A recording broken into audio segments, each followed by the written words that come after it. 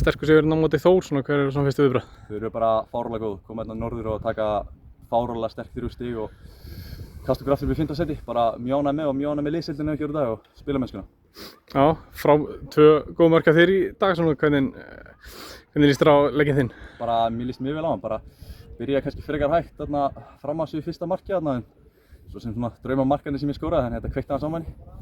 Já, draumamark og bara engin spurning að skjóta hana? Nei, þetta var allan daginn sko, það er ekkert annað í stöðunni en að skjóta.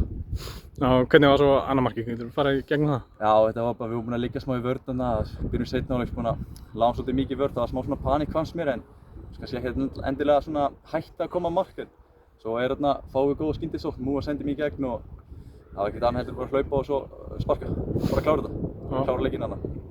Bara bjartsýnn á framhaldið hjá okkur? Já, bara mjög bjartsýnn og þarf bara að koma sterkir í næsta leik, bara reyna að tengja sigra. Móti IBVF heima í maður rétt og bara koma eins sterkir hann og við komum hérna í dag og þá er engin spurning. Bara halda okkur í top 6 hérna og já. Já, halda ykkur í top 6, það er alveg klárt. Það er markmið okkar núna. Það er klárt mál. Já, takk fyrir. Takk fyrir.